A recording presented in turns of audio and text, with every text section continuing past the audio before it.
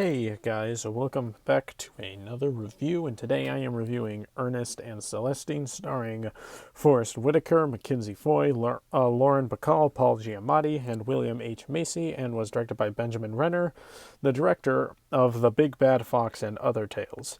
And this film is about the story of an unlikely friendship between a bear and a mouse, and since their friendship is forbidden, they find themselves being fugitives.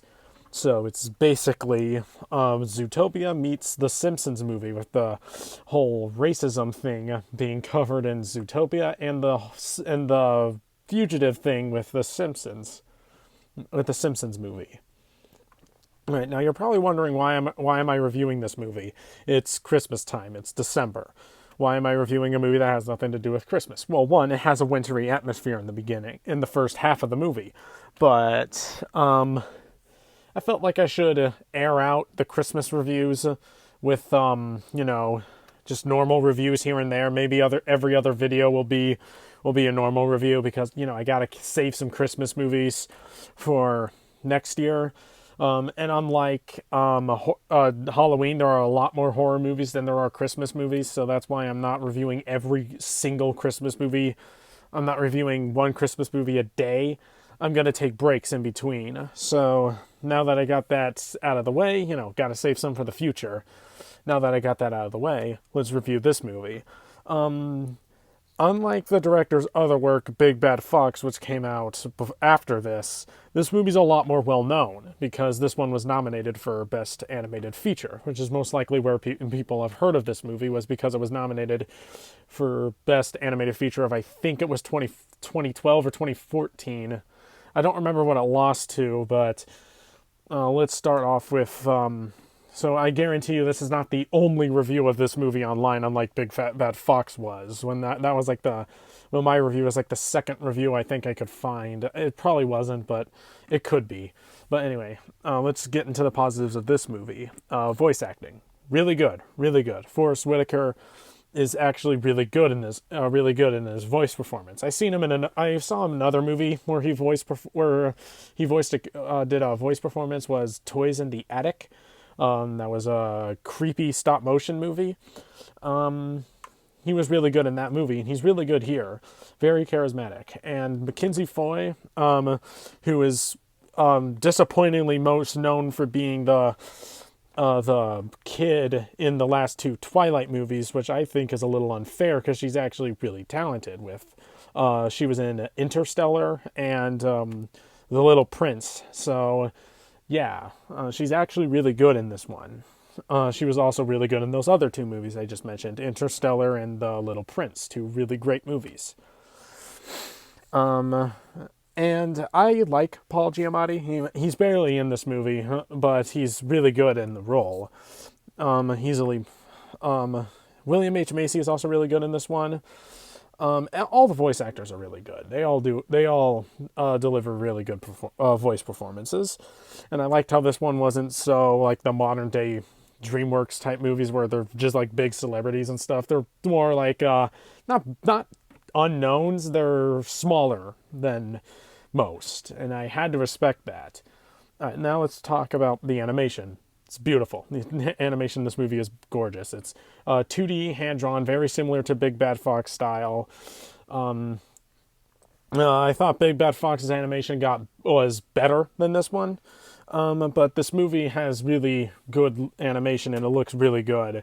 There are a lot of really beautiful shots in the movie, and I love the backgrounds. It's very watercolor-esque.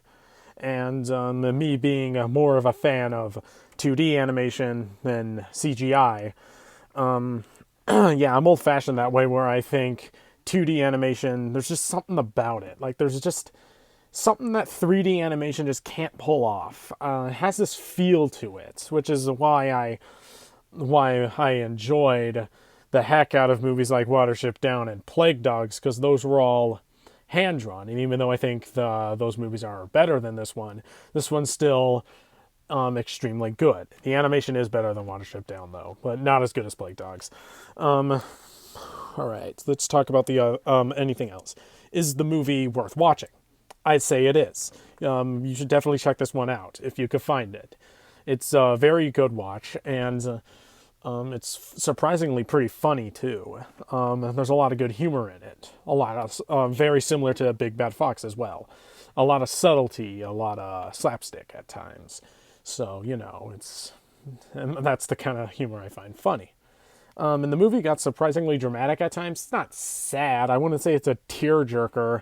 It's a lot more deeper than Big Bad Fox. So my main issue with that one is that I felt like it was very surface level. There wasn't really a deep message to it. There wasn't really any deep characters. This one definitely goes more the dramatic route than Big Bad Fox did.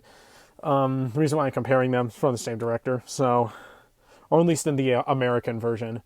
Which I'm reviewing the English dub, by the way, which I did not this time. I did not mention the original cast, like I did in Big Bad Fox, where I mistaken the French dub for the American dub. That I felt really stupid there, but I learned from my mistake, and I succeeded this time, and thank God for that. I do not feel like redoing that whole thing, like I had to do with my Big Bad Fox review. All right, back to the film. What about the plot? Very, very similar to Zootopia.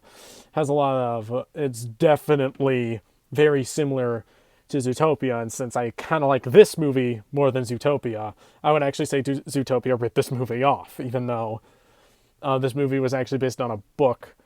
Oh, really? Okay, sorry about that. Got a YouTube notification and some. Sounds interesting. But anyway, I say that this one, it doesn't handle the message as deeply as Zootopia did, but it's, in my opinion, this one I'll probably watch over Zootopia. I don't know why. I'm just not that big of a fan of Zootopia. It's good. It's good. Don't get me wrong, but I would rather watch this one. And as for the Fugitive storyline, I've seen countless Fugitive movies, like the Fugitive. Taken's not I was thinking about Taken 3. I haven't seen Taken 3. Run All Night, that's the one I was thinking of. And the Simpsons movie are Fugitive movies. This movie, that's a small part of the movie. It's not like a major part. It's more bigger towards the very end. And there's like a court case thing, which has happened in animated movies before, two of them being the Bee Movie and Grandma Got Run Over by a Reindeer. Haven't seen neither, but I heard about obviously I haven't seen Bee Movie.